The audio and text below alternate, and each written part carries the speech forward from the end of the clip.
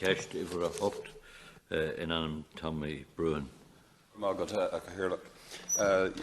Minister, yeah, obviously the National Shared Service Office is up and running, I think, as an independent agency for the last couple of years, and we all, I think, were very positive in the legislation when it was going through the House, when you piloted it through the House. And I'm just wondering for an update in relation to the kind of savings and efficiencies that we've gained from the establishment of the office. And I think it's vote 18, the Chief Executive. Is the Chief Executive, is she of Secretary-General rank? And what's the current numbers of staff employed? And where are they basically based? Are they in Dublin Minister, or throughout the country? Thanks, Caherla. Thank you very much, Deputy. So if I begin with answering the first question that you put to me in relation to the savings, as you said yourself, what this is about doing is providing the human resources, pension and payroll services to our civil service. I'm advised by the NSSO that their estimated savings for 2019 were €8.7 million, Deputy.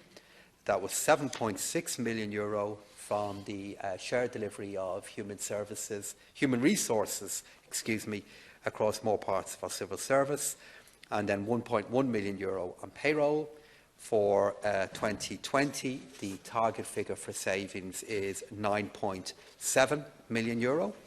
In relation to your figure regarding the number of people who work in the NSSO, I will see when I'm dealing with your next question if I have that figure available to me, but it is many hundreds of people who are involved in it. They have one office located here in Dublin. They have another significant office based in Tullamore. I visited both of them, and it's many, many hundreds located in each, but particularly in the office in Dublin. And then in relation to the Chief Executive of the NSSO, I will have to come back to the Deputy on that point, but my recollection is that that person at least is at Assistant Secretary-General level. I think the last figure that I saw, Minister, was something like 750 or 755 staff in all, based in both places. So would the savings and efficiencies then, I know that again the last time it could have been the 2017 report actually, I remember having a look at it when it came before the PAC, the CNAG, it detailed something like €50 million of spending. So I mean, are the efficiencies then, would that be included, if you like, as part of that whole budget, or is it sort of across the whole public service? And the kind of work, obviously, that I think it looks after shared services for 100 and like payroll and so on for 137,000, is it, or 127, 130,000 civil servants. But would we therefore have good up-to-date information in relation to all the basic issues like payroll issues, the obviously pension entitlements, sick leave, reports on absences and efficiencies and so on. So do you get a flow of information as a DPER Minister in relation to all of that? And just, I mean, how does the office perform benchmarked when against countries like the UK and Germany that have had shared services longer than we have had? Thanks, Thanks, Deputy. If I just deal with your last question first in terms of benchmarking, I think we will need to do a benchmarking process to compare where we are versus the European countries. My sense, Deputy, is that we need to wait a little bit longer before we do it. It is still a relatively new organisation, and much of the work that needs to be done in relation to the movement and staff and so on is complete, but it's still young. But we will need to do a benchmarking process to compare where it is versus other peer organisations. You asked, for example, in relation to data flows that are available to me. Yes, I do get data flows in relation to which us to update me on where we are in progress. So, for example, if I look at where we are for example, in relation to overpayments, which is an area that we want to make more progress on. At the end of 2018, there was 2,458 pay-related overpayment cases.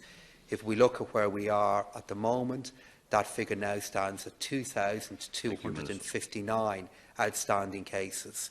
And I am informed that the expectation is that by the end of this year, there will be an 8% reduction in those kind of incidents.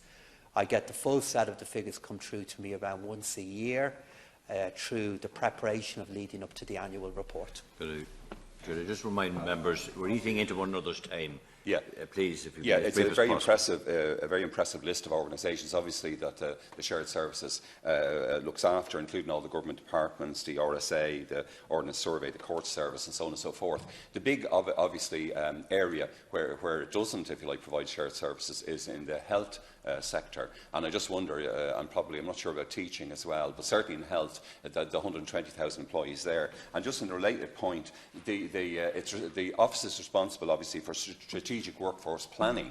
So would it have an input into, say, the HSE's decisions in relation to, the numbers of workers being taken on, say, in this year and in 2020? In fact, very few are taken on this year because of the embargo, of course, in the HSE.